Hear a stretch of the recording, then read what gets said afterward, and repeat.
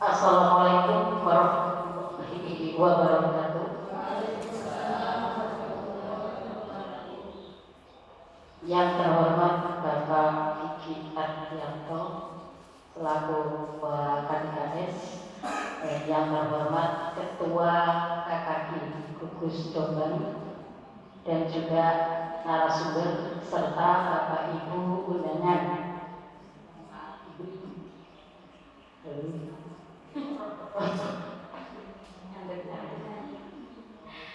Yang diundang oleh narasumber yaitu oleh Bu Lulu Widiasih SPD GM. Ini mungkin banyak yang bertanya ya, termasuk saya tadi. Ternyata baru tahu SPD GM ini guru sertifikasi yang baru gitu ya. Jadi ada tambahan GR bukan GR Kak. Jadi Rosal atau Kak ini. Kok banyak yang tanya lagi kok gini?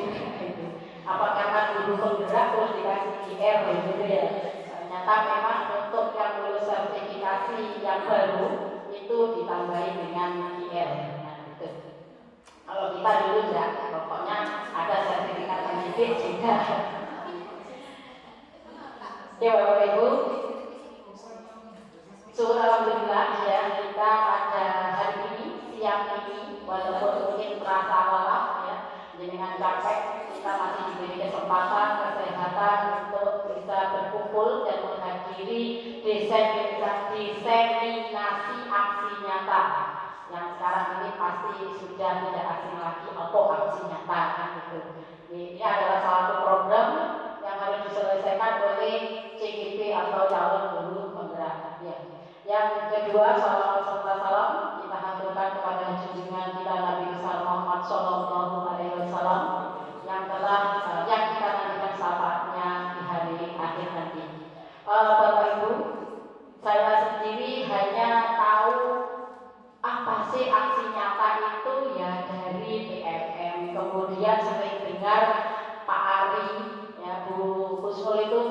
dulu Pak Ali, sekarang ada aksi nyata di Jember dan sebagainya. Nah, yang nanti yang lebih tahu ya guru penggerak.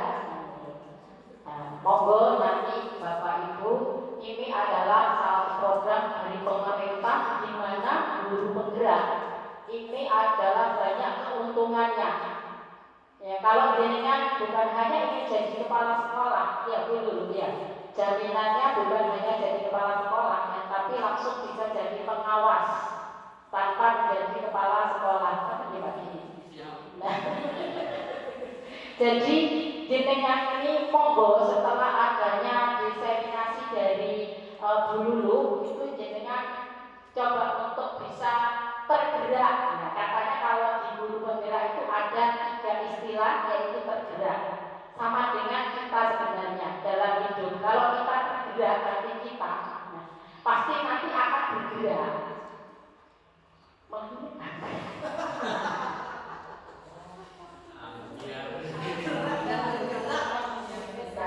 Nah, jadi kalau tergerak, ya namanya tergerak itu kan keinginan, kan ada demokrasi kita, ada semangat kita, oh senang, oh ya Allah, gitu. Nanti pasti akan bergerak.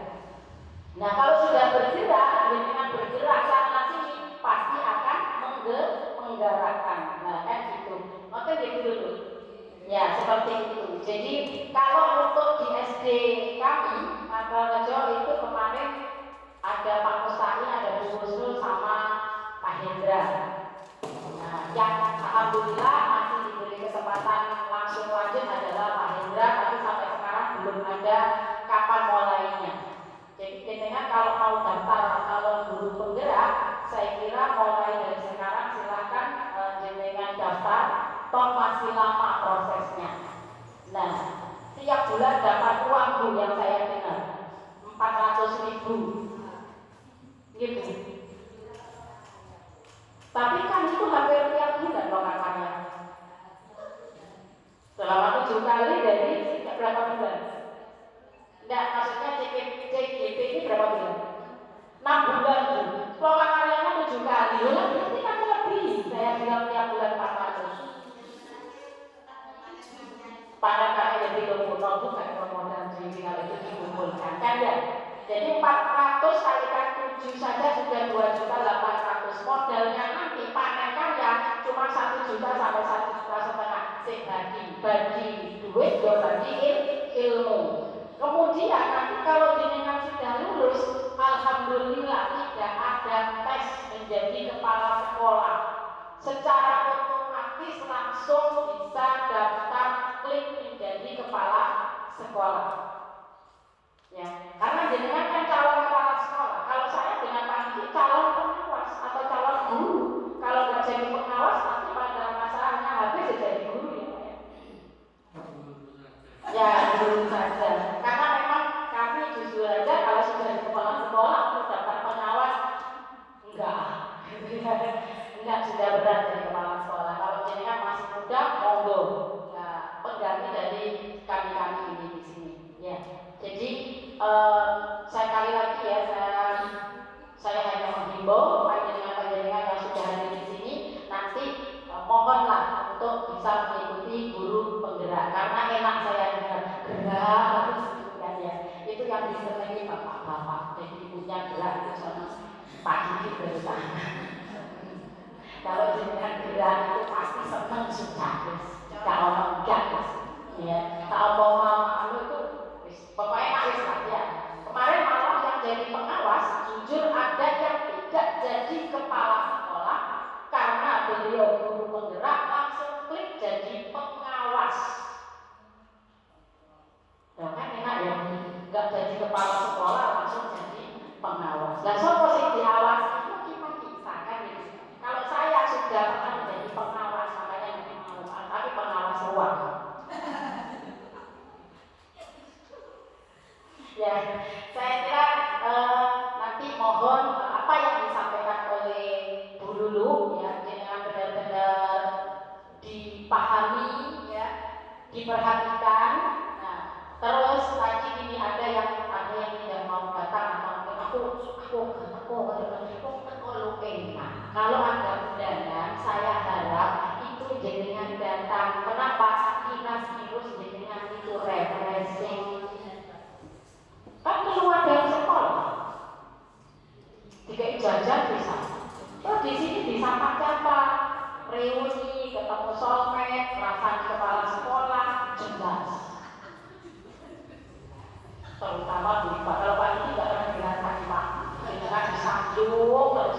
BPK kepala sekolah kayak Pak Diki itu desa kecamatan Jombang itu masih sowan. Tapi yang kaya operasi dia wis ngomong wis gitu ya.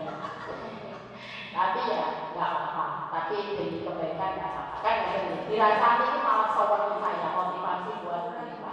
Ya. Jadi sekali lagi saya kira itu saja. Nanti jenengan kami mohon saya selaku ketua PKK akan menyampaikan program-program dari PKK karena memang bukan ada porsinya saat ini.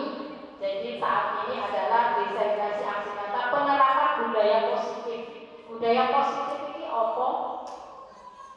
Yang tahu nanti akan disampaikan. Kalau budaya positif tentang kita dulu ya sudah pasti jenengan bisa sudah melaksanakan. Saya kira sambutan dari saya itu saja. Nanti bisa dilanjut oleh Pak Diki. Yang membuka Pak Diki ya. Iya, kan saya yang membuka Pak. Saya kan nanti sudah mulai Pak. Saya kan tadi sudah bergerak ini hanya menggerakkan ini. Kan begini yang membuka. Kan saya tadi sudah bergerak untuk mengawal ini kan. Terus saya tadi sudah bergerak ini Pak. Jadi ini yang menggerakkan itu Bapak. Ya. Saya kira hanya itu Bapak Ibu. Saya sebenarnya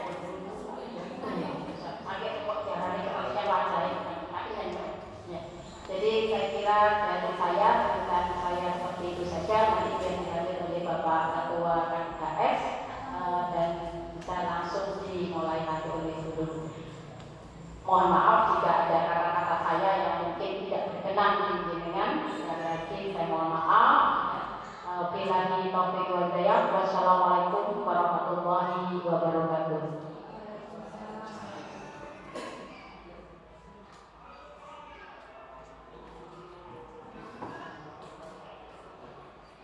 Sampaikan terima kasih. Semoga setelah mendengar ketua dari Ibu Ketua semuanya tergerak untuk mengikuti guru penggerak. Ya, untuk sambutan yang kedua yaitu kepada Bapak Diki Ardianto dipersilakan.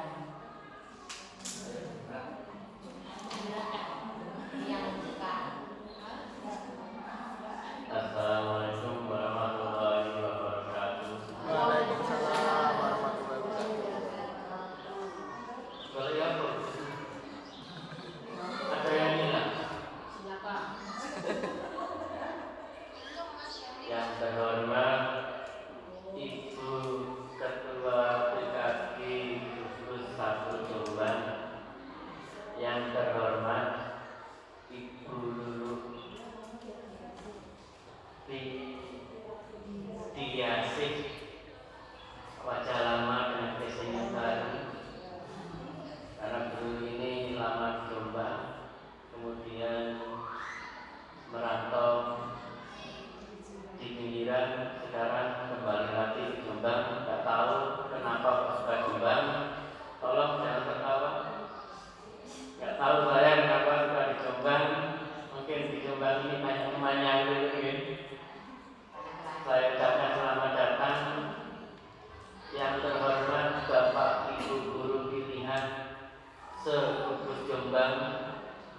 Kita memuji syukur kehadirat Allah Subhanahu wa Ta'ala yang telah memberikan rahmat serta hidayahnya sehingga pada siang hari ini kita bisa bertemu dalam keadaan sehat walafiat. Amin. Salawat serta salam semoga selalu tercurah pada junjungan kita Rasulullah Muhammad SAW yang telah membawa kita menuju jalan yang telah benar. Bapak Ibu yang kami hormati, saya menyampaikan terima kasih atas kehadiran jenengan semuanya, karena acara ini tidak bisa terlaksana jika jenengan ini tidak mau hadir. Yang kedua, saya mewakili dulu juga ini mohon maaf, mungkin sudah sering kok tidak ada nasinya. Ini memang atas kebaikan dulu sendiri. Ini kita sudah diberi apa ini namanya kue yang saya kira cukup mengenyangkan ini. Kalau dilihat dari kurangnya saja, ada rasa siapa ini dulu? Kok sebesar ini? Ini baru saya makan satu saja sudah satu piring ini kenyangnya. Ini terima kasih dulu ya. Jangan sukar-sukar lagi tempatnya di sini kalau ada kegiatan dulu. Saya siap kesempatan. Alhamdulillah ini Jombang untuk gugus kita ini baru pertama kali masuk salah satu guru penggerak. Karena sebelumnya di gugus ini tidak ada. Ini termasuk pelopornya gugus ini adalah guru. Tepuk tangan untuk guru. Dan semoga ini nanti sudah pasti diikuti dengan guru-guru yang lain, gitu. Sampun lulus toh seleksinya. Yang daftar juga masih ada. Tolong kalau memang Bapak Ibu ini ingin mencalonkan diri sebagai guru penggerak, laksanakan dengan tulus dan ikhlas. Jangan sampai keterpaksaan. Karena ada yang namanya keterpaksaan itu tidak enak. Kecuali IPA, masuk dipaksa enak. Paham saya ini. Malah tidak dipaksa, malah maksa kalau ini. Ibu kita ini, ibu ketua PKI kita ini. Karena kalau kita sudah terpaksa, ini pasti jawabnya seenaknya. Bisa jadi malah menulis soalnya saja. Contohnya, saya. Terus terang saya kan sudah bilang, jangan sampai dipaksa. Laksanakan dengan tulus. Saya pernah dipaksa menjadi sekolah penggerak. Wis tidak karep karena ada benturan. Bukan saya tidak mau, karena ada benturan yang tidak bisa saya jelaskan. Ada dua pilihan yang harus saya pilih, sehingga saya tidak bisa melaksanakannya. Akhirnya saya laksanakan dengan cara terpaksa. Setelah melaksanakan seleksi, saya tulis seenaknya. Saya dipanggil lagi, dikumpulkan di dinas, di aula dinas untuk mengisi lagi, mendaftar lagi sebagai sekolah penggerak. Dari situlah saya disuruh pulang. Karena yang saya tulis adalah soalnya. Pak Diki ini mengisi apa? Mengisi soal, Pak. Nah soalnya kan ditulis lagi, namanya mengisi soal, ya soalnya saya tulis lagi. Kami terpaksa ya, iya Pak. Sudah pulang saja Pak, kerjakan di rumah. Karena terus terang saja ngomong di sini ada guru-guru yang kerja satu. Saya jelaskan sehingga saya bisa dimaafkan. Dulu itu ketika Bapak Haji Purna, saya dipanggil oleh pengawas untuk menerima tugas sebagai guru Jombang 1. Terus terang seperti itu. Tidak ada pilihan, saya ini memilih yang lain, tidak diperbolehkan. Harus Pak, tolong.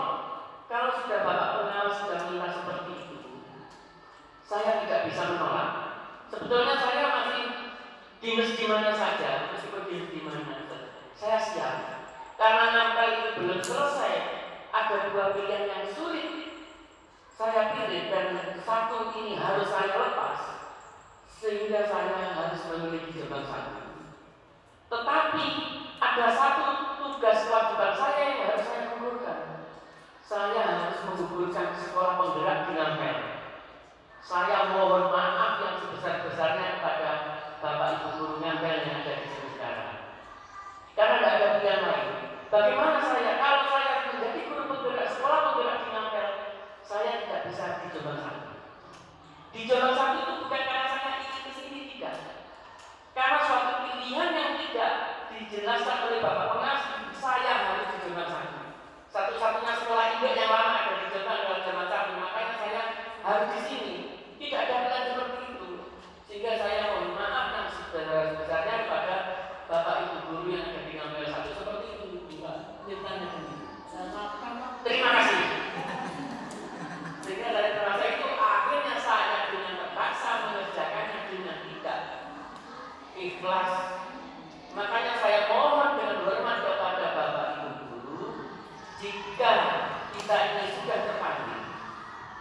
untuk menjadi guru penggerak. Seorang guru jika tidak mengikuti perkembangan yang ada, maka akan ketinggalan. Kalau sudah ketinggalan, jenengan akan menyesal di kemudian harinya. Contoh, ketika guru ini harus S1 dan BSD atau S1 saja, ini dulu ada yang tidak yakin. Tidak tahu ketika di ujung-ujungnya ternyata S1 ini digunakan untuk sertifikasi. Lah, alhamdulillah mereka yang mengikuti perkembangan ikut kuliah S1 bisa sertifikasi. Yang tidak mengikuti perkembangan, akhirnya tetap sampai sekarang banyak yang mereka ini tidak S1 tidak bisa sertifikasi. Sama halnya dengan guru penggerak ini. Kalau kita tidak mengikuti yang namanya guru penggerak, saya khawatir ke depannya embel-embel guru penggerak ini dijadikan acuan untuk hal-hal yang sama dengan sertifikasi itu. Kalau sampai hal ini terjadi, maka kita akan menyesal belakangan. Ini sudah waktunya seperti saya ini ternyata harus menyenangkan. Maksud saya setelah kepala sekolah ini sudah saatnya saya ini diganti oleh jenengan ini.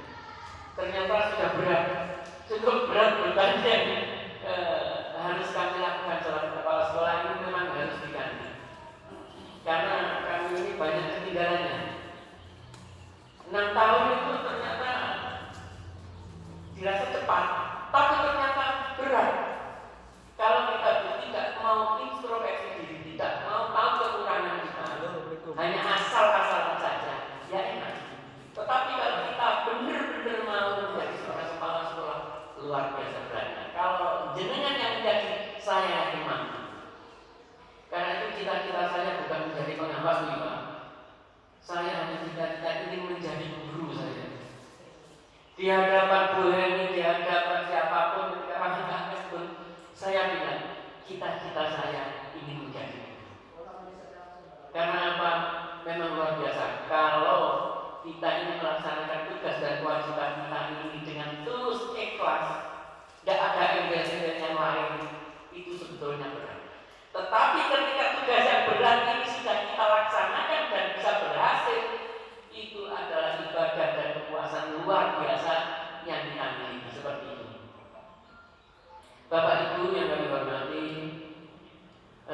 kiranya itu saja sudah. Kalau saya nanti terus malah nggak selesai ini biar nanti masalah diseminasi, infeksi, reaksi, atau sertifikasi dan lain sebagainya ini saya tidak paham, biar dipahamkan oleh Ibu Lutfia ini. Bukan, itu bukan dia loh. Bukan, oke. Terima kasih. Ini biar dijelaskan oleh Ibu dulu apa aksinya ini. Yang jelas kalau hanya beraksi saja, Ibu kita dari PKD ini sudah luar biasa aksinya. Ini kalau nyatanya memang ya saya nggak tahu ini. Ya belum pernah dicoba dan mohon nanti dicoba dengan pasangannya sendiri-sendiri. Ya itu saja saya kira sambutan dari saya.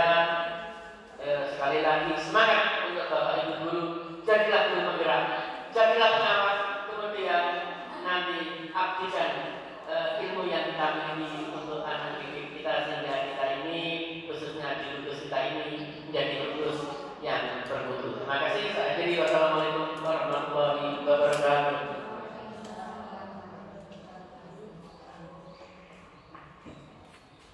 Disampaikan terima kasih. Untuk selanjutnya acara inti yang akan disampaikan oleh Guru Lutfiasi SDGGR kepada beliau dipersilakan.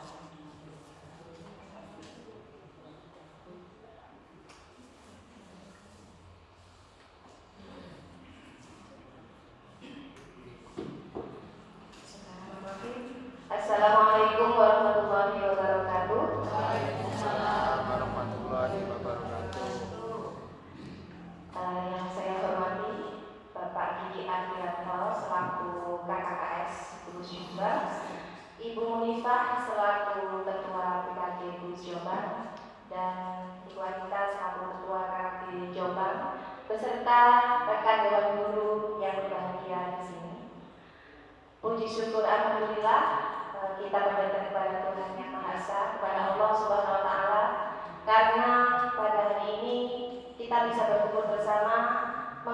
menghadiri acara diseminasi aksi nyata budaya positif di Aula SDN Jombang 1 dan Pak Sehat walafiat. Baik Bapak Ibu, saya tidak perlu memperkenalkan diri lagi ya, karena tadi sudah diperkenalkan oleh panitia. Jadi di sini saya adalah guru dari UPTD SDN Jombang 2 dan juga sekarang sedang menempuh pendidikan calon guru penggerak. Sebenarnya saya ini angkatan 7 Bapak Ibu, tapi saya ikut di tahap kedua sehingga pendidikannya di angkatan 8. Dan baik Bapak Ibu, selanjutnya saya akan memaparkan materi pada siang hari ini. Tetapi sebelumnya untuk menambah semangat ya, coba Bapak Ibu mengikuti saya ya. Ketika saya nanti mengatakan salam guru penggerak, Bapak Ibu nanti mengikuti saya ya. Bergerak, bergerak, menggerak. Oke. Ya, kita karena siang hari ya, jadi mungkin agak ngantuk begitu ya. Baik Bapak Ibu, salam guru penggerak. Bergerak, bergerak, menggerakkan. Terima kasih Bapak Ibu. Baik, langsung saja saya akan memaparkan materi, yaitu diseminasi aksi nyata budaya positif untuk menumbuhkan profil pelajar Pancasila. Adapun tujuan dari seminar ini Bapak Ibu, yang pertama yaitu untuk menjelaskan makna disiplin positif serta mengamatinya dalam penerapan di sekolah. Kemudian menyebarkan pemahaman disiplin positif terhadap guru agar termotivasi dalam menerapkannya di lingkungan sekolah. Dan selanjutnya yaitu sebagai pemenuhan tugas saya sebagai calon guru penggerak untuk melaksanakan aksi nyata dan nantinya akan diupload di PMM dan juga di LMS yang langsung terkoneksi dengan BPPG Jawa Timur.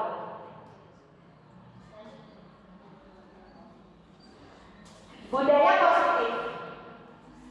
Bapak Ibu, kalau kita mendengar kalimat budaya positif, apa yang terbersit di pikiran kita Bapak Ibu? Budaya bergerak, boleh. Apalagi yang setiap hari kita lakukan. Budaya yang baik. Ada lagi Bapak Ibu? Perilaku yang sopan. Budaya yang membangun. Ya, betul sekali Bapak Ibu. Jadi yang dinamakan budaya positif ini tanpa kita sadari itu sudah kita lakukan sehari-hari Bapak Ibu. Contohnya apa? Ketika berangkat sekolah, kita menjemput anak didik kita di depan pintu, anak didik masuk ke kelas dan mereka bersalaman dengan kita. Itu adalah salah satu contoh budaya baik atau budaya positif. Tetapi kita tidak sadarkan Bapak Ibu ya, bahwa itu ternyata itu adalah salah satu contoh budaya positif. Apakah cuma itu saja? Tidak, banyak sekali Bapak Ibu budaya-budaya positif yang nantinya akan dikemas dalam materi ini.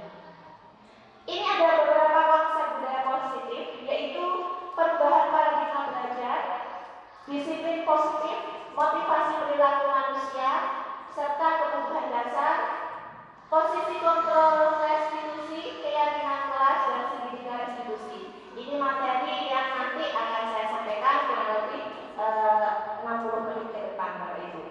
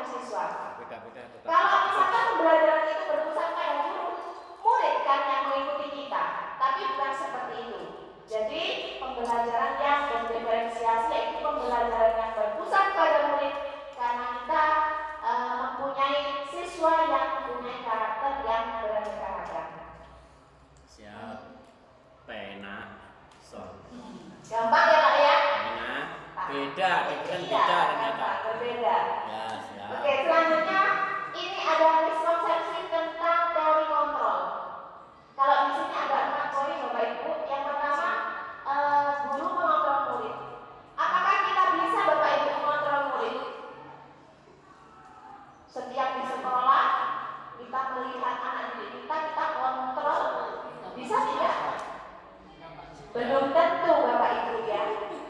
Misalkan seorang murid kita jahil di kelas, ya, kita minta untuk kamu jangan jahil, ayo berubah, kamu harus baik pada teman. Dia pasti bilang, iya Pak Guru, iya Bu Guru, tapi kita tidak tahu dia melakukan itu karena adanya keyakinan, kesadaran dari dalam diri, atau memang karena dia mempunyai takut, rasa takut. Inklusi. Seperti itu. Itu jadi ilusi guru mengontrol murid itu belum tentu bisa. Ini adalah miskonsepsi. Remote control. Yang kedua, ilusi bahwa kritik dan dapat membuat orang bersalah, dapat menguatkan karakter. Bapak Ibu pernah dikritik tidak sama muridnya? Nah, Pernah ya? Pernah. Bagaimana perasaan kita kalau sedang dikritik? kayak kaplok. Nggak boleh ya Pak ya, kalau itu namanya kekerasan. Oke. Jadi Bapak Ibu, di sini ada miskonsepsi. Terkadang kita kritik itu bisa menguatkan karakter kita menjadi semangat seperti itu. Itu miskonsepsi Bapak Ibu. Karena dengan kita melakukan kritik kepada anak didik kita, terlebih lagi kalimat yang kita gunakan ini apa ya? Nyelkit istilahnya ya. Dan siswa itu sensitif, maka dia akan down. Ya, dia mentalnya akan down. Jadi tidak malah membangun seperti itu. Kemudian yang ketiga, ilusi bahwa semua penguatan positif, efektif dan bermanfaat. Ini seperti dibutuhkan Bapak Ibu bersama dengan nomor 1. Ketika kita membuat siswa kita untuk berbuat baik, mereka melaksanakan. Belum tentu mereka melaksanakan dengan rasa hati yang tulus. Bisa jadi mereka itu terpaksa. Seperti itu. Dan yang terakhir adalah ilusi bahwa orang dewasa memiliki hak untuk memaksa. Di dalam kelas Bapak Ibu, kita ini adalah apa ya istilahnya penguasa ya, penguasa kelas kita. Murid kita, kita berhak meminta murid kita melakukan apapun yang kita minta. Jadi seolah-olah kita itu segala-galanya di dalam kelas. Tidak seperti itu Bapak Ibu ya. Ini adalah miskonsepsi tentang teori kontrol. Mari semangat ya Bapak Ibu ya. Jel. Ya ya. Ini selamat siang ya. Oke. Selanjutnya ada perubahan paradigma stimulus respon ke teori kontrol. Jadi ini adalah paradigma Bapak Ibu, di mana yang dulunya adalah stimulus respon, sekarang menjadi teori kontrol. Yang pertama yaitu realita bahwa kebutuhan kita sama, tapi pada teori kontrol itu kebutuhan kita berbeda.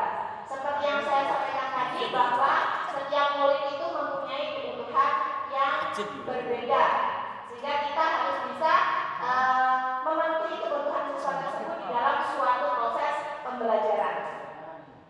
Yang kedua yaitu semua orang melihat hal yang sama, dan pada teori kontrol yaitu setiap orang memiliki gambaran berbeda. Jadi karena siswa kita mempunyai karakteristik yang berbeda, pasti dia mempunyai pandangan yang berbeda antara siswa yang satu dengan siswa yang lain. Yang ketiga yaitu kita mencoba mengubah orang agar berpandangan sama dengan kita. Pada teori kontrol, kita berusaha memahami pandangan orang lain tentang dunia. Jadi kita tidak bisa Bapak Ibu meminta orang itu memahami kita, tidak bisa. Sebaliknya kita yang harus memahami orang, memahami siswa agar mereka bisa mengetahui dunia, tentang dunia. Seperti itu. Kemudian ada perilaku buruk itu dilihat sebagai suatu kesalahan pada stimulus respon, sedangkan pada teori kontrol yaitu semua perilaku memiliki tujuan. Bapak Ibu pernah tidak siswa kita ini melakukan kesalahan lalu kita langsung memarahinya? Tidak. Pernah ya? Tidak. Refleks. Ya, terkadang kalau ada siswa yang nakal, istilahnya kita refleks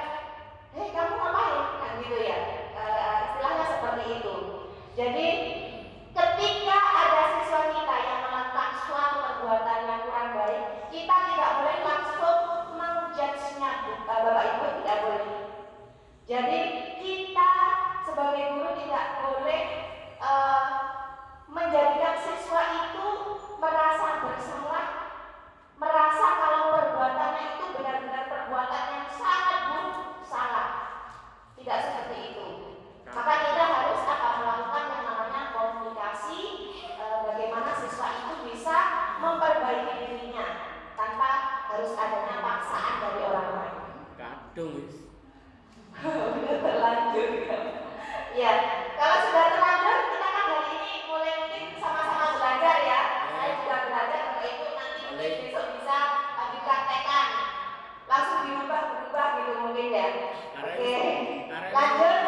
Kemudian saya bisa mengontrol orang lain dan pada teori kontrol itu Anda tidak bisa mengontrol orang lain. Ini sama seperti yang saya sampaikan tadi. Kemudian pemaksaan ada pada saat bujukan itu gagal dan pada teori kontrol kolaborasi adanya kolaborasi sehingga menemukan pilihan-pilihan yang baru. Lanjut Pak Ahmad. Nah itu tadi materi pada paradigma pembelajaran yang kedua yaitu disiplin positif. Bapak Ibu kalau kita mendengar kata disiplin kira-kira kita itu tentang apa kalau disiplin itu Bapak Ibu? Tentang waktu. Apa lagi? Pakaian. Tata tertib ya, tentang peraturan ya. Kalau kita melihat mendengar kata disiplin itu terlintas di benak kita yaitu tentang peraturan baik di sekolah maupun di dalam kelas. Di sini disiplin itu berasal dari kata disiplina yang artinya belajar. Disiplin mengacu pada disiplin diri yang memiliki tanggung jawab terhadap apa yang dilakukannya berdasarkan nilai-nilai yang diyakini. Disiplin positif ini merupakan salah satu cara menerapkan disiplin yang bertujuan untuk menumbuhkan kesadaran serta memberdayakan peserta didik tanpa imbalan atau ancaman ataupun hukuman. Jadi Bapak Ibu, ini yang menurut materi ini itu salah pemahamannya. Kadang kita meminta anak didik kita untuk melakukan tindakan yang baik misalkan begini.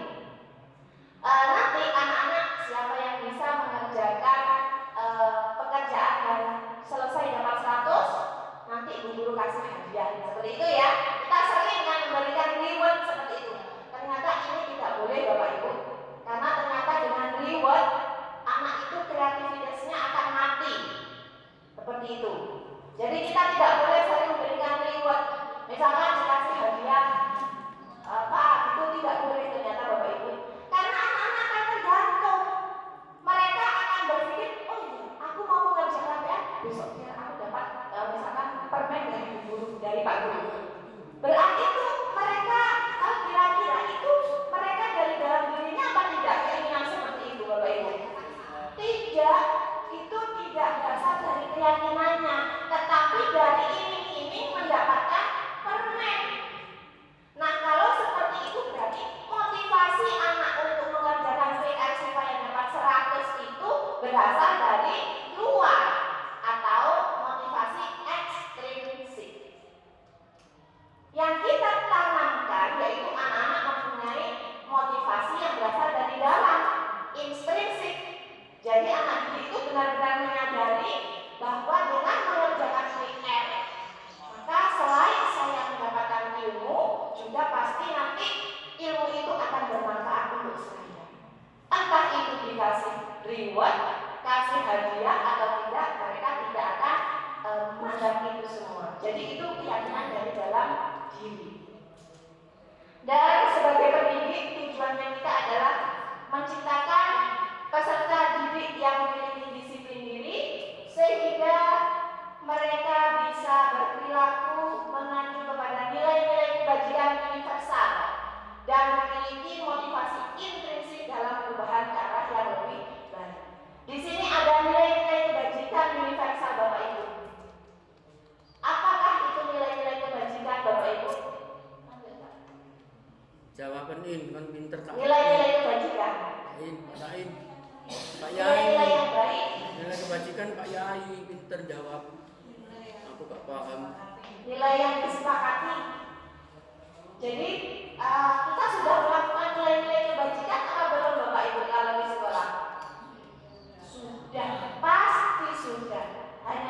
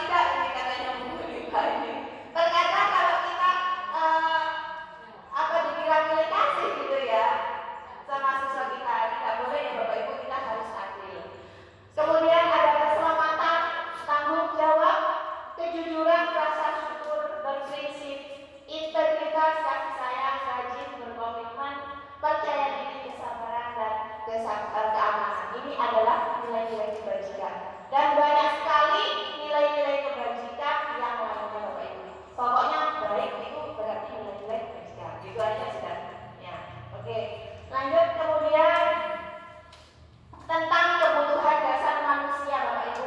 Kalau kita melihat kebutuhan dasar, berarti kebutuhan itu harus apa Bapak Ibu? Harus kita penuhi, harus kita punya, harus wajib. Harus wajib. Karena di sini segala sesuatu yang kita lakukan untuk mendapatkan apa yang kita inginkan. Seperti itu.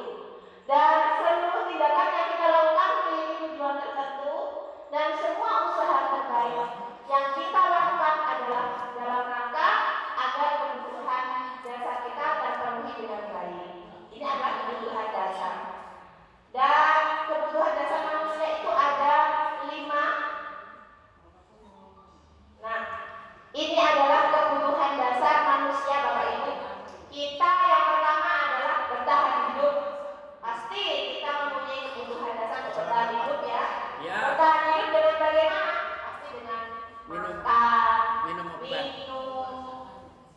berpakaian, ya, keselamatan, kesehatan.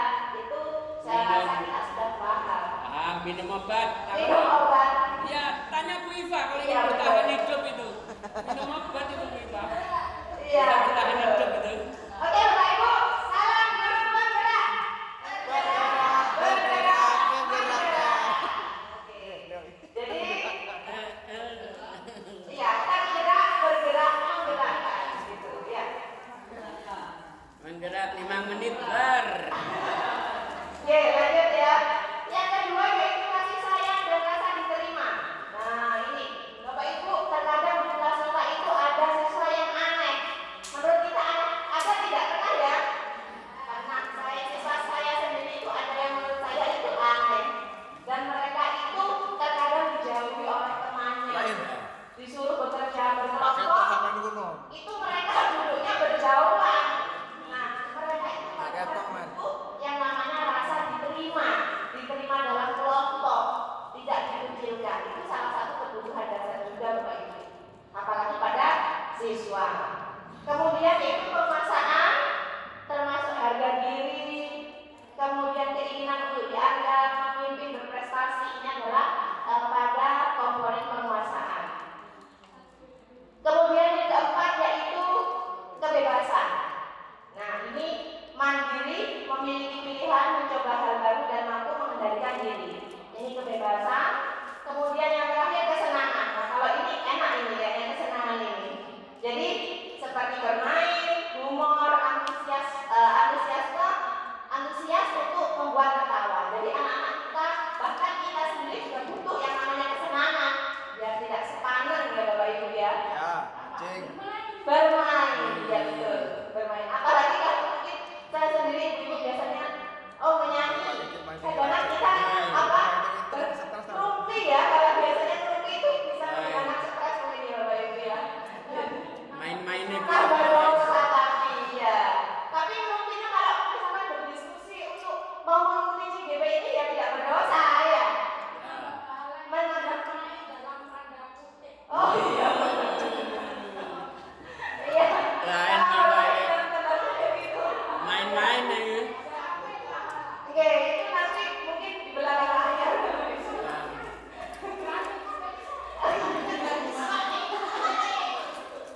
Baik, saya lanjut ya Bapak Ibu. Nah, Ganti. Gak main-main. ini tadi ada motivasi perilaku manusia. Nah, tadi sudah disinggung sedikit Bapak Ibu bahwasanya kita melakukan tindakan, anak didik kita melakukan tindakan itu pasti ada motivasinya. Nah, tinggal kita lihat motivasi itu berasal dari dalam atau dari luar. Kalau yang pertama yaitu menghindari ketidaknyamanan atau hukuman. Ini biasanya anak didik melakukan perubahan itu terpaksa. Takut dihukum, ya aku takut dihukum sama Pak Guru, jadi saya besok begini gitu. Itu berarti motivasi yang berasal dari luar atau ekstrinsik. Yang kedua, mendapatkan imbalan atau penghargaan dari orang lain. Ini tadi motivasi ekstrinsik. Yang saya tanyakan poin 2. Oh, oke. Mendapatkan imbalan awas kalau tanggal 5 ASEAN. Ya. Lembaga ASEAN minta door prize waktu jalan sama.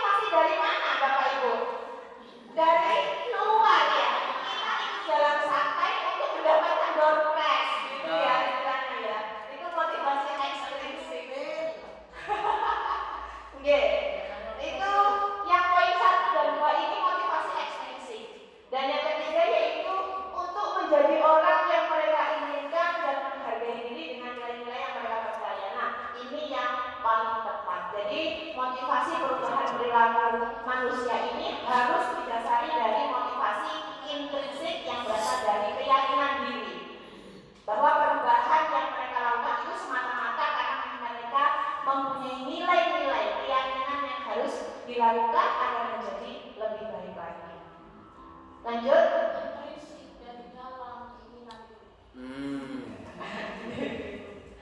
Nah ini ya tadi penjelasannya, ada hukuman, konsekuensi, restitusi.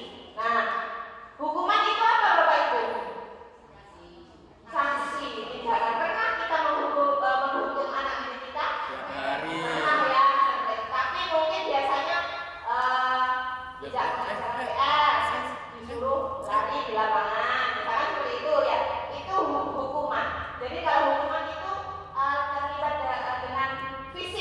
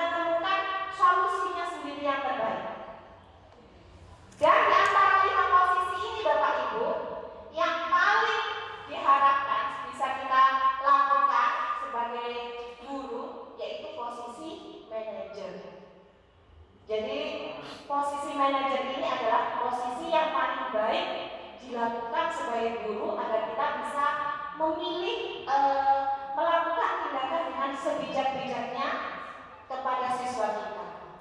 Seperti yang saya sampaikan di awal, ketika ada siswa melakukan pelanggaran ya, kita tidak serta-merta langsung menyalahkan, akan tetapi kita mengajaknya untuk diskusi. Seperti itu posisi manajer. Nanti ada contoh video yang saya tampilkan. Oh ini loh posisi manajer itu seperti ini.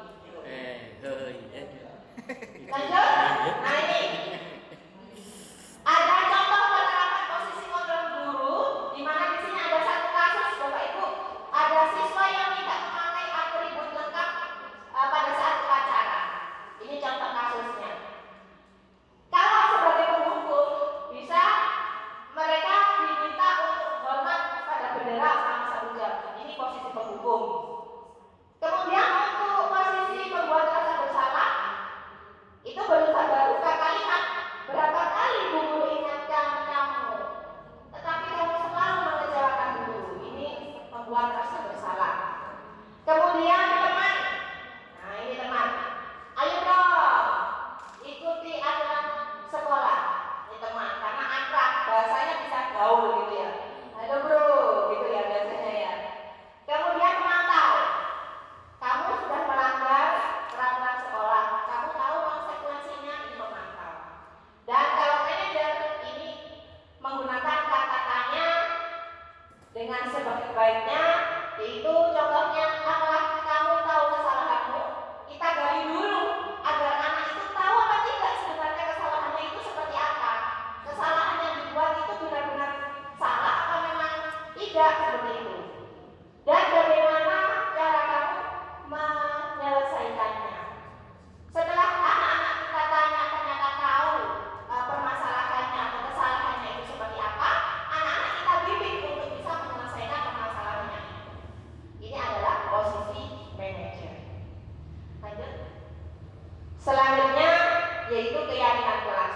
Ada pertanyaan Bapak Ibu, mengapa harus keyakinan kelas?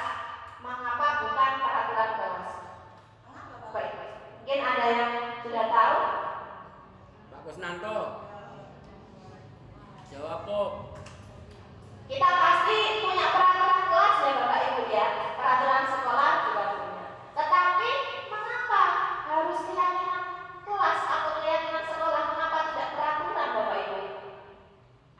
Jadi di sini peraturan ya. Kalau keyakinan itu memang berasal dari sebuah kesepakatan antara guru dengan siswa ataupun siswa dengan siswa ataupun guru dengan guru untuk benar-benar mencari solusi memperbaiki tentang apa yang akan dilaksanakan ke depan. Tentunya sesuai dengan nilai-nilai kebajikan yang sudah saya sebutkan tadi. Sedangkan kalau peraturan kelas itu adalah sifatnya satu arah Bapak Ibu. Yang membuat biasanya kalau peraturan kelas itu adalah gurunya dan sifatnya memaksa. Tidak boleh makan di dalam kelas. Gitu ya Bapak Ibu ya. Nah, itu adalah peraturan kelas. Misalkan peraturan sekolah sama, tidak boleh terlambat masuk sekolah, misalkan seperti itu. Itu adalah peraturan. Tetapi yang kita tanamkan di sini, bagaimanakah peraturan kelas itu harus kita jadikan sebagai keyakinan kelas? Caranya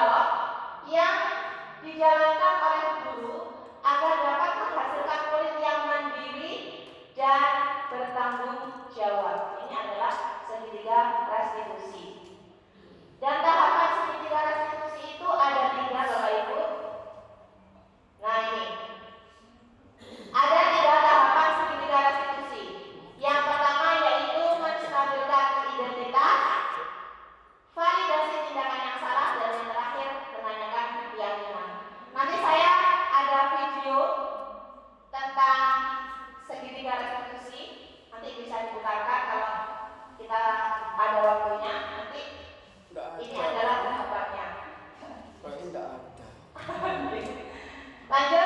Nah, bagaimanakah cara kita menstabilkan identitas Bapak Ibu? Ini caranya.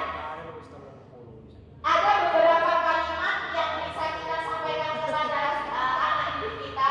Misalkan dalam kasus ada siswa yang setiap kali terlambat masuk ke kelas sehingga dia tertinggal pelajarannya. Nah, itu perlu kita selesaikan masalahnya Bapak Ibu, bisa menggunakan segitiga restitusi. Dan ketika kita berdialog dengan siswa, kita tidak perlu melakukan kata-kata kasar ya, ataupun yang kesannya memaksa, menekan. Kenapa kamu kok bisa begini? Tidak seperti itu. Ini seperti ini. Berbuat salah itu wajar. Nah, kita stabilkan identitasnya dulu supaya anak-anak itu memang tahu kesalahannya. Iya, berbuat salah itu wajar. Bu guru juga pernah melakukan salah. Kita support dulu. Seperti itu. Kalau kita sudah melakukan penstabilan identitas, maka anak akan menyadari tentang kesalahan yang sedang dilakukan. Itu Bapak Ibu. Selanjutnya, yaitu kita memvalidasi tindakan yang salah. Nah ini. Setelah anak kita stabilkan identitasnya, kita validasi tindakan yang salah Bapak Ibu. Di situ ada, kamu pasti punya alasan. Mengapa kamu kok bisa terlambat masuk kelas setiap hari? Nah, seperti ini. Lama-kelamaan dia akan bercerita, menceritakan. Bapak Ibu, Ovia Bu Guru, saya itu tetap terlambat karena setiap malam saya itu tidurnya larut malam. Kenapa kok bisa larut malam? Karena saya sering bermain game, sehingga saya bangun kesiangan. Akhirnya saya terlambat ke sekolah. Itu, anak-anak mau bercerita seperti itu. Lanjut. Nah, setelah anak-anak menceritakan kesalahannya, maka kita akan menanyakan keyakinan. Kalau kamu terlambat sekolah terus, maka keyakinan mana yang sudah kamu langgar? Bisa berupa disiplin, ya, bisa berupa disiplin, kurang bertanggung jawab terhadap sekolah. Anak-anak tahu. Dan setelah itu anak-anak bisa kita melakukan penyelesaian masalahnya supaya kamu tidak terlambat. Maka apa yang harus kamu lakukan? Ya Bu Guru, saya harus tidak bermain HP larut malam sehingga saya tidurnya lebih awal, nanti bangunnya tidak kesiangan dan bisa berangkat sekolah tepat waktu. Jadi mereka kita bimbing untuk mencari solusinya sehingga mereka bisa menjadi siswa yang bertanggung jawab. Lanjut. Nah, ini ada sebuah kasus Bapak Ibu. Bisa di play Pak? Coba. Ini kasus yang saya selesaikan dengan segitiga restitusi.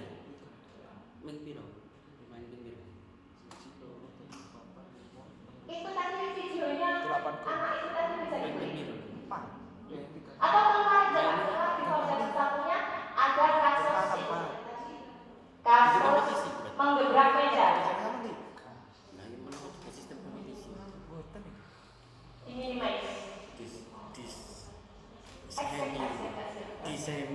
Semi coba aja semi. Ada kasus yang menggebrak meja. Coba ini. Ini di keluar. Lah lali gak di kopi ya. Wis gak ono entek wis. Tanya jawab. Oh, enggak masalah gitu ternyata. Ya, lali gak di kopi. Oh, yang sudah itu kan sebenarnya ada video Bapak Ibu ya, di mana ada kasus siswa itu sering sekali mencolek pekerjaan temannya. Ya, mencolek pekerjaan temannya, lama-lama bosan yang dicontek jengkel, sehingga tanpa sadar dia menggebrak meja. Tidak sampai melakukan betak ya, tidak sampai tidak. Nah itu ada kasus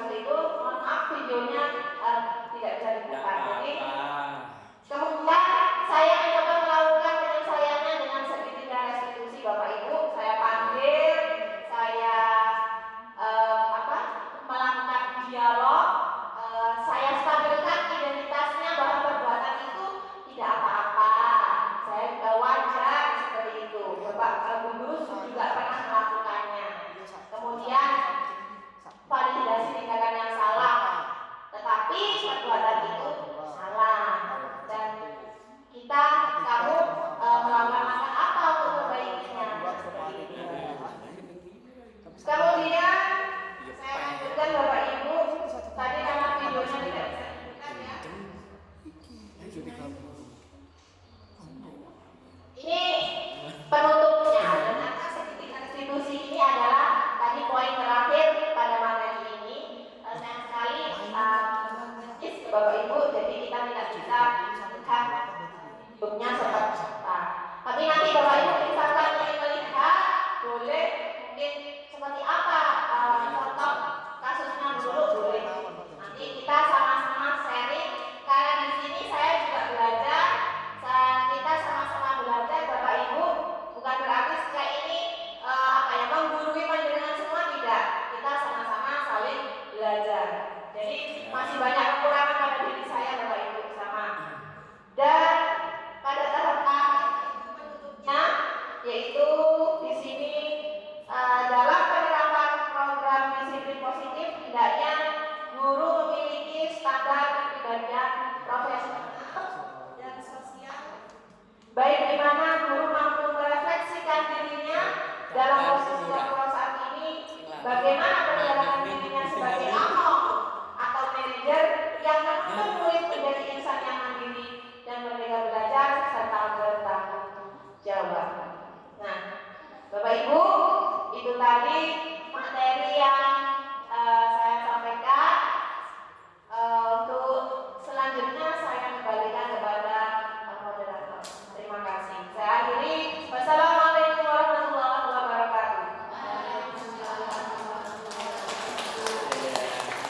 Enak daftar ben sekolah gerak tuh. Enak banget.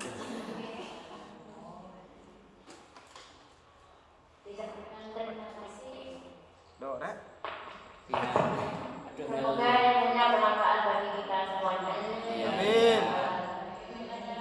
Yang itu tanya jawab diskusi. Monggo yang mau. Jam 1.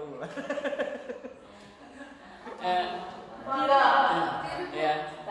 Siapa yang ibu-ibu Pak Is atau Pak Gigi dulu? Oh, Pak Gigi dulu ya. Kita Pak Is nama selanjutnya. Di sini saja ya Bu ya.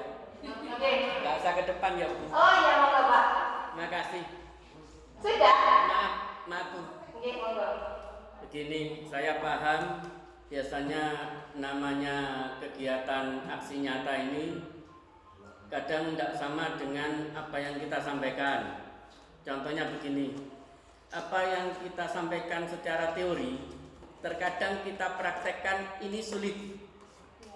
Aksi nyata, contoh, terkadang kita ingin aksi nyata itu hidup, tetapi prakteknya terkadang kita ini juga membuat skenario. Saya paham, contoh yang mau tanya nanti ini takono iki beno hidup. Saya paham itu, tapi tidak usah dibahas di sini, biar ini hidup. Engko kowe takono iki saya paham. Saya mengerti itu. Pertanyaan saya juga tidak perlu dijawab. Begini pertanyaan saya. Yang pertama, tadi terkait motivasi mungkin.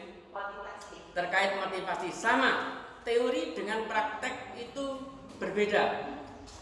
Motivasi dari ekstrinsik dan intrinsik tadi, saya kalau bahasa Inggris itu kurang paham saya. Kita menerapkannya kalau bisa kan motivasi intrinsiknya. Betul. Tanpa embel-embel hadiah. Pertanyaan saya, bagaimana kita memberikan masukan kepada atasan kita ketika atasan kita memberi motivasinya ini secara ekstrinsik? Contoh, di awal masuk saja namanya anak SD, lawang sekolahan saja nek gak ayo masuk ning sekolahku tak kei klambi, tak kei ongkos jahit, tak kei iki gratis. Itu kan sudah dilakukan atasan, walaupun itu secara tidak langsung didukung oleh guru-guru. Cara kita memberi masukan kepada atasan bagaimana? Apakah sesuai dengan teori? Apakah bisa kita terapkan teori itu ke dalam prakteknya? pertanyaan pertama itu tidak perlu dijawab. Oke. Hanya mengingatkan saja saya itu, ya. Ya. Tidak usah dijawab. Ya. Pertanyaan kedua yang harus dijawab ini mudah kok Bu. Saya nggak mungkin tanya yang sulit karena saya paham. Maksud saya begini, jika ada anak yang melakukan tentangan ini saja, yang tadi bicara tentang hukuman kenakalan siswa kita. Bagaimana jika ada siswa yang melakukan kenakalannya ini berlebihan? Tidak sekali dua kali itu kita tidak memberi hukuman, tetapi memberi himbauan atau masukan yang sekiranya membuat anak ini jerah, tetapi tidak memberikan hukuman. Ternyata hasilnya anak ini terus-menerus melakukan kenakalannya ini. Lah bagaimana cara kita mengatasinya? Karena kita sering di dalam kelas itu, walaupun saya sudah lama tidak mengajar, dulu pernah anak jenenge nakale itu minta ampun sampai lepas kendali sebagai guru kita ini sampai nyiwir. Padahal itu ada larangan. Lah nek gak dicewir, arek iki terus-menerus melakukan kenakalan kepada temannya. Maksudnya nakal melakukan kekerasan kepada temannya. Lah ini solusinya bagaimana? Seandainya tidak dijawab pun tidak apa-apa. Terima kasih. Saya jawab yang mana Pak kira-kira? Nah, dilanjutkan pertanyaan berikutnya Oh, saja. ada. Ya, Gitu. hanya masukan, pertanyaan masukan itu. Oke. Tapi saya ingin menjawab sedikit saja Pak. Iya, Boleh ya? boleh. Boleh ya Bapak Ibu ya. Jadi di sini ada lanjutan. Tidak berlanjut. Oke. Jadi di sini kita posisinya saat ini adalah sama-sama saling belajar Bapak Ibu. Jadi kalau anak didik kita ini terus-menerus sudah diperingati, dilakukan himbauan ya, tetapi masih terus melakukan pelanggaran, kita kembali lagi pada tugas kita. Yang pertama, selain kita mengajar, kita juga harus menumbuhkan yang namanya pendidikan karakter. Ya Bapak Ibu ya, kita harus melakukan pendidikan karakter. Tentunya kita bisa mulai dari diri kita sendiri. Kita bisa memberikan contoh-contoh secara fakta, perilaku-perilaku atau tindakan-tindakan yang nanti pasti akan dicontoh oleh anak didik kita. Makanya ketika kita mengajar kita tadi harus mengetahui dulu karakteristik siswa kita itu seperti apa. Nanti kalau kita sudah tahu tujuan siswa, maka mereka akan dengan sendirinya terbentuk karakter pada diri siswa tersebut untuk setidaknya meminimalisir kenakalan yang mereka lakukan. Dan seperti yang saya jelaskan tadi, jika ada kasus seperti itu, kita tidak serta-merta harus boleh menghimbau, memang menghimbau. Tapi tadi kalau ada hubungannya dengan motivasi, ketika kita melakukan himbauan, tapi ternyata anak itu biar jerah ya Pak Gigi ya, anak itu biar jerah, tapi terus-menerus kita coba melakukan pendekatannya dengan segitiga restitusi, seperti itu. Nah, segitiga restitusi, ya otomatis kita bicara berdiskusi dari hati ke hati. Kita lakukan dengan siswa. Memang prosesnya tidak langsung berubah Bapak Ibu. Kita memberikan masukan sekarang, besok langsung berubah. Tidak seperti itu. Tetapi setidaknya dengan kita melakukan pendekatan secara personal seperti itu, maka akan terbersih di dalam diri siswa bahwa siswa itu akan setidaknya mengenal di dalam pikiran mereka bahwa perbuatan yang mereka lakukan itu kurang baik. Dan tentunya butuh proses, tidak instan. Seperti itu. Saya rasa jawaban saya seperti itu Bapak Ibu ya. Jadi seandainya di dalam lembaga atau sekolah kita ada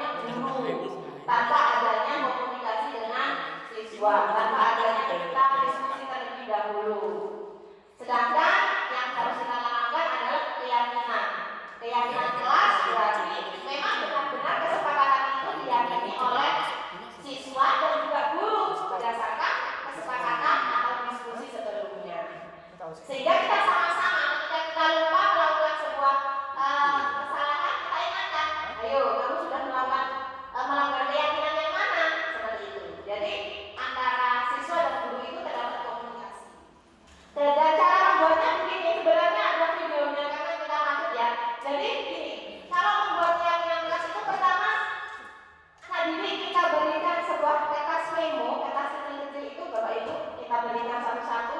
Kita minta untuk menuliskan. Anak-anak silakan tulis semua keinginanmu agar pembelajaran di kelas ini menyenangkan, agar pembelajaran di kelas ini nyaman. Tulis semuanya. Boleh belajar dengan belajar di lantai misalkan. Anak-anak suruh nulis. Lalu dari tulisan-tulisan anak itu kita tempel di sebuah papan. Nanti dari tulisan itu kita simpulkan. Berdasarkan pernyataan-pernyataan siswa itu, kita jadikan sebuah kalimat yang mengandung nilai-nilai kebajikan. Bisa. Itu tugas Bapak Ibu guru, kita harus bisa ya. Anak ini pasti bisa menulis ya. Oke, kalau kelas 1 biasanya kan kita dikte ya. Atau kalau yang belum menulis itu tidak bisa menulis apa karena bisa menggunakan lisan. Oleh karena itu kalau kita membuat keyakinan kelas kita tidak perlu banyak-banyak. Itulah gunanya Bapak Ibu. Kita tidak perlu menggunakan uang dan tidak perlu. Hanya 5 poin boleh. Asalkan itu mengena sehingga anak didik kita ini bisa paham dan laksanakan. Seperti itu. Oke, bisa diterima jawaban saya, Richard? Oke, boleh. Nanti kalau mau lihat videonya boleh juga. Mungkin satu lagi ya Bapak Ibu pertanyaannya. Mungkin ada lagi? Oh, Pak. Oh iya, gantian ya Bu ya. Monggo Pak Jaka. Berarti keyakinan itu dari peraturan. Gimana Pak? Dari keyakinan kita buat menjadi peraturan, bukan? Kebalik. Jadi pertama kita membuat yang namanya peraturan kelas, ya kan? Tidak boleh makan dalam kelas, tidak boleh ini itu, seperti itu ya. Nanti dari tulisan anak didik kita jadikan, kita diskusikan menjadi sebuah keyakinan kelas. Dengan menggunakan cara apa? Seperti yang saya sampaikan tadi, kita tidak boleh menggunakan kalimat yang negatif, tapi kita buat menjadi kalimat positif yang mengandung nilai-nilai kebajikan. Seperti itu. Jadi dari peraturan kelas kita rubah menjadi keyakinan kelas. Itu. Menjadi peraturan.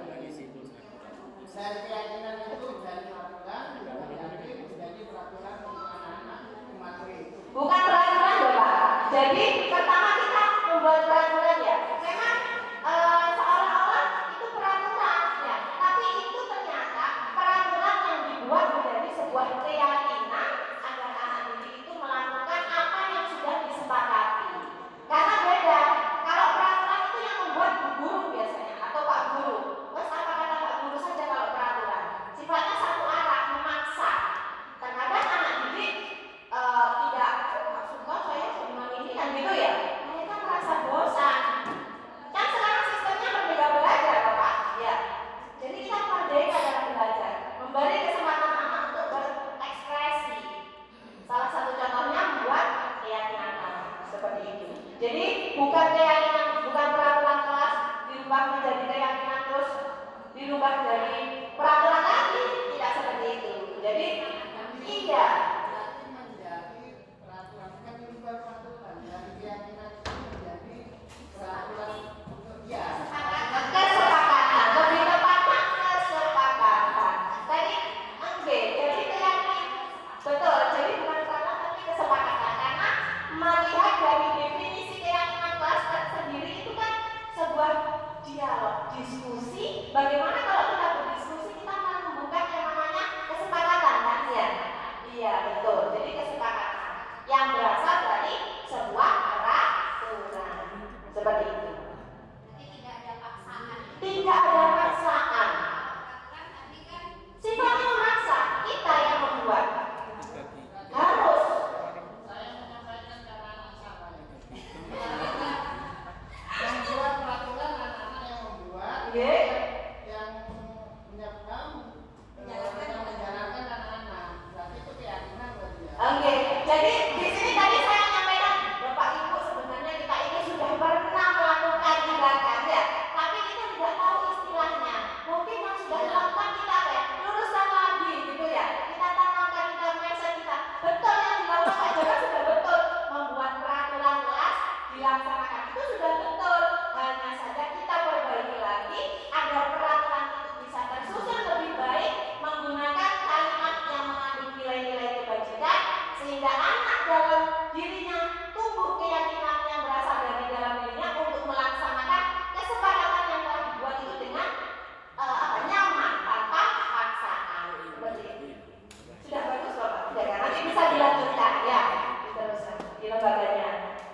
Bisa diterima Pak?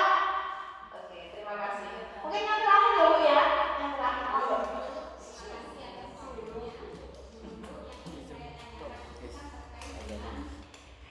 Pemberian reward biasanya Iya. melakukan sesuatu yang positif, tentunya kita biasanya sediakan reward. Tetapi kan menurut Pak kalau kita dengan memberikan reward, tentunya nanti motivasi intrinsik dari anak itu tadi kan tidak bisa muncul. Bagaimana cara kita sebenarnya untuk memunculkan motivasi intrinsik tadi. Kemudian yang kedua yang terkait dengan biasanya itu budaya yang ada di tempat kami ketika pada semester atau kenaikan kelas itu biasanya kan juara satu juara tiga. Nah kan kalau menurut saya kalau ada reward juara satu juara tiga berarti kita itu kan tidak memberikan pendidikan atau setiap anak itu kan istimewa, jadi kan kita tidak bisa langsung ini juara satu, padahal kan juara satu di bidang matematika belum tentu dia juara satu di bidang bahasa Indonesia kan seperti itu. Bagaimana cara kita untuk memberikan keyakinan kepada orang tua maupun kepada pihak-pihak yang Kamu mau selawat wis. Yakin semua itu selawat beres wis. Terima kasih dengan Ibu Bibit. Oke. Pertanyaan dari Ibu Bibit. Yang pertama tadi apa tadi ya? Menemukan motivasi. Ciana siji ki. Iya. Neng Ini intermezzo Pak, biar kita tidak sepanjang. Oke. Bagaimana menemukan motivasi intrinsik, gitu ya? Oke. Jadi tadi motivasi kan ada dua, ya. Motivasi ekstrinsik dan motivasi intrinsik. Terkait dengan pemberian reward ya, reward apa hadiah? Saya rasa pertanyaannya itu berkesinambungan ya Bu ya, sama-sama memberikan hadiah. Padahal hadiah itu bisa membuat semangat kan seperti itu ya. Tetapi ternyata tadi bukan menurut saya Bapak Ibu, tapi tadi saya mengatakan bahwa pemberian reward itu mematikan kreativitas. Itu berdasarkan teorinya, bukan saya hanya menyampaikan. Jadi ketika kita memberikan reward atau hadiah itu merupakan motivasi ekstrinsik. Tapi bagaimana cara kita menumbuhkan anak ya? Mungkin setiap pengambilan rapot ada pemberian hadiah satu dapat buku atau segala macam. Bagaimana cara kita menumbuhkan siswa tersebut agar tidak terpacu hanya untuk mengejar hadiah itu? Ya, itu tugas kita sebagai guru. Seperti di awal kita harus menanamkan yang namanya budaya positif. Kita menanamkan pendidikan yang berkarakter. Tentunya sesuai dengan profil belajar Pancasila. Kita tanamkan Bapak Ibu, kita beri contoh. Ya, kita lakukan pembiasaan setiap hari. Karena kita anak didik kita belajar itu kan yang dicari bukan hasilnya sebenarnya, tapi bagaimana mereka berproses. Ya, mereka berproses. Kalau mereka di dalam hati mereka sudah tumbuh, oh iya guruku ini setiap hari meminta baik secara perilaku atau perkataan mengajarkan saya untuk setiap hari belajar atau untuk setiap hari kita melaksanakan tugas yang diberikan, otomatis mereka akan meniru Bapak Ibu, akan mencontoh, dan dari situlah tugas kita. Memang kalau keyakinan dari intrinsik itu tidak tampak ya Bapak Ibu, tapi bagaimana kita mendorongnya supaya anak-anak itu sadar, menyadari hasil yang mereka peroleh itu tidak boleh hanya semata-mata mengejar hadiah. Itu tugas kita, PR kita. Oleh karena itu kita hari ini mulai harus belajar Bapak Ibu membuat menyingkirkan, mengesampingkan yang mungkin kemarin oh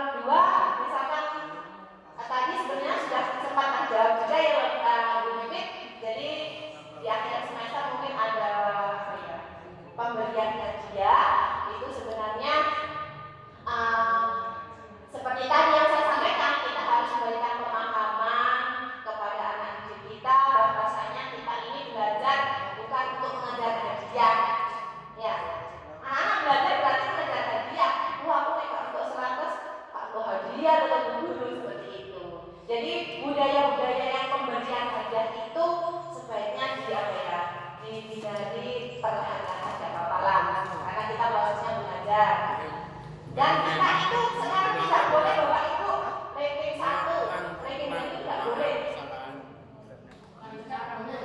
Oke, sebetulnya boleh dulu. Sehingga kita di rapor itu tidak ada ya ranking 1, ranking itu membuat apa ya? Anak yang rankingnya di bawah itu merasa paling bodoh mungkin ya. Merasa paling tidak bisa. Itu tidak boleh. Terkadang mereka kata, kamu nilainya berapa, kamu ranking berapa? Itu ya. Oh saya, iya biasanya tapi yang namanya wali murid. Kalau ada wali murid yang tanya ya kita jawab aja. Sekarang tidak ada rating karena yang kita ambil itu bukan hasilnya. Kalau hasilnya nanti kita rating dari 1 sampai terakhir, kasihan yang mendapatkan yang terakhir seolah-olah ya itu paling tidak mampu. Padahal kita tidak tahu. Siapa tahu dia dalam kesehariannya bagus, tetapi waktu misalnya waktu semesteran dia sakit, misalkan tidak bisa berpikir apa, tidak bisa mengerjakan soal dengan maksimal, sehingga dia mendapatkan nilai jelek. Padahal prosesnya bagus. Ya, kita tidak boleh langsung menghakimi. Jadi tidak boleh ada ranking seperti itu. Bisa diterima jawabannya? Bisa. Terima kasih. Sudah ya Bapak Ibu. Oke, terima kasih hari ini. Terima kasih Bapak Ibu atas kehadirannya. Semoga apa yang saya sampaikan ini bermanfaat untuk kita semuanya. Kita sama-sama belajar dan kedepannya kita bisa menjadi guru yang lebih baik lagi. Wassalamualaikum warahmatullahi wabarakatuh. Saya kembalikan kepada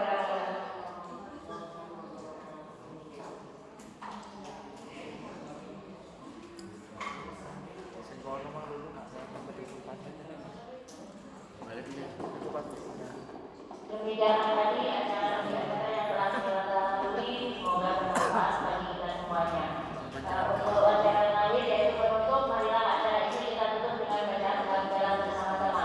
Alhamdulillahirabbil alamin. Dengan kesalahan saya, kurang lebihnya mohon maaf atas kesalahan-kesalahannya. Wabillahi taufiq wal hidayah. Wassalamualaikum warahmatullahi wabarakatuh. Untuk selanjutnya sesi foto-foto ya. Kita Bapak Ibu foto-fotonya bersama. Oh, Tarto jangan foto berdua. Eh, Hendra jangan foto berdua. Kak bersama-sama lah ya Hendra. Bu, semuanya foto. Jangan foto berdua Hendra. Bersama-sama. Lulu. Apa tadi?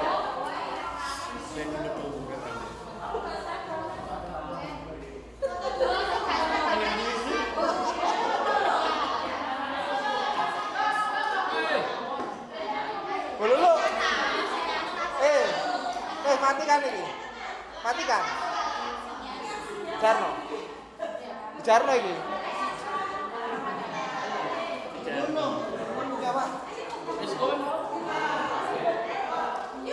Ayo foto-foto.